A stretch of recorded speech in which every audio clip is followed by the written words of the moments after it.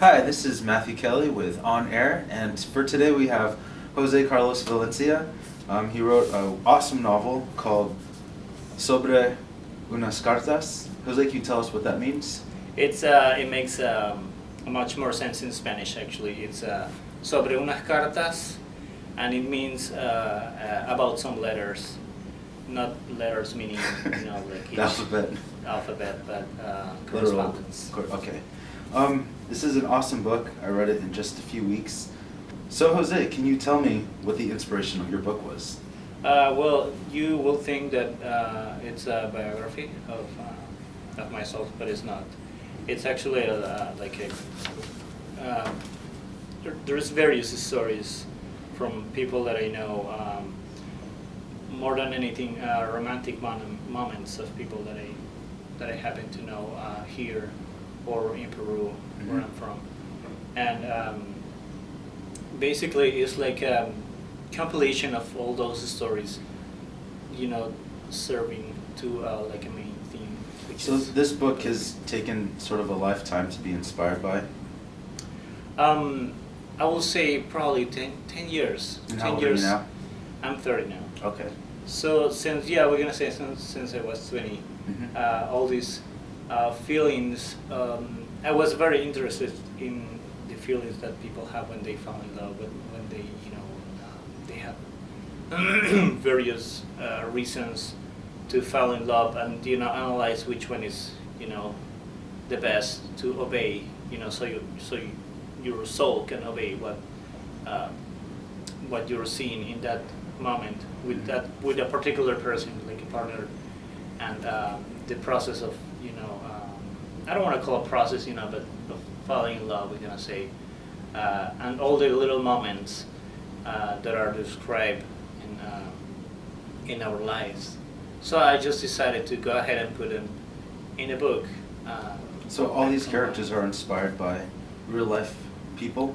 Some of them, and some others. I'll say probably the majority. The majority are based on real people, but not all of them. And actually there are some characters that they're kind of similar to what real life person will be in my life, but I changed in some way the personality of each one of those characters, so it doesn't approach too much to like I don't want to call it boring, but more reality, I guess, and put more like spice on it. Nice. So I'm curious, if this was sort of inspired by your own life, what is the difference between the character that's in this novel and yourself? There's a lot of difference. We're gonna start with the fiction that I placed into the book while I was writing it. That's one. The second one will be the character doesn't react to moments in life that happen to him in the same way that I will react. It's more. He's a little bit more passionate. He's more engaging. We're gonna say to things that happens. He takes like things like really like it in the very sentimental, romantic, way of things. So. Interesting. I'm curious too about how the symbolism of your book translated to the design of this book cover. It's really beautiful. Oh well, I'm a student of graphic design. Actually, this book was one of my projects. Did you bind this yourself as well? I did. Oh wow. I did, and it was. I think it came out great. I think personally that I did a good job with it, and of course I'm not very professional with it. Like I'm not like entirely professional. You tricked me. Thank you. But most like everything that you see in that particular book, I made it myself. And, I'm looking at it. It almost looks like this could have been screen printed. I think I had that in mind. I had that in mind at first, but I did some impressions of screen print, because now that you say it, I had that idea, and that idea went Oh, away, wow. and then I just did some little stuff in there. Yeah, that's a nice little highlight. Yeah, this one is playing Karachi. I don't Interesting. know why. I was just having fun in that project. Yeah, I and like that. It was awesome. Thank you. Yeah. What problems did you have while you were binding this book? I didn't know it was gonna be that complicated actually. For instance, the gluing part of the interior sheet, this Oh, one wow. that goes here, it was very, very hard to do, and there was like a lot of math, measurements there. That was the hardest part of it. The rest was fun to do. And, yeah. Yeah, I think that it turned out really well. I have a few other questions. Do you have any more ideas for your next book? I do have some ideas, Mhm. and it's gonna have the same. It's not based on the first book, but in this first book, but it had some stuff from it. I'm not gonna say it's the second part. It's like a story behind of one of the stories of the book. It's Like a prequel in some way. It is, but it's the book that I'm thinking about, that I'm actually writing right now. I wish I had more time to finish right away, but I don't have much time for this, because this is just a hobby that I do. Yeah. But I really like it. I love writing. So the story here that I'm starting to write, it's more about this a family. We're gonna say a family of the main character there, which is it's a very interesting story.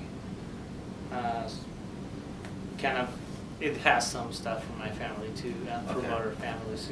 I kind of keep that integrating stories into one. Interesting. That's kind of the things that I like to do, and yeah, I think maybe ready like 2 years, maybe next year. So all in all, from the inception of the idea of this book to completely and finally binding it, how long did this whole process take? If you put a lot of effort in it, you can make. You mean the total? Just how writing long? the book? Yeah, that everything took. Writing the book, it took like 1 year for writing the book. I'll say a year and a couple of months, and then since we had this project at school, it took me 2 quarters, say 6 months to finally bind it. I was researching about how to bind it, and there is here like the Greek classic way of doing it. I researched a video Yeah.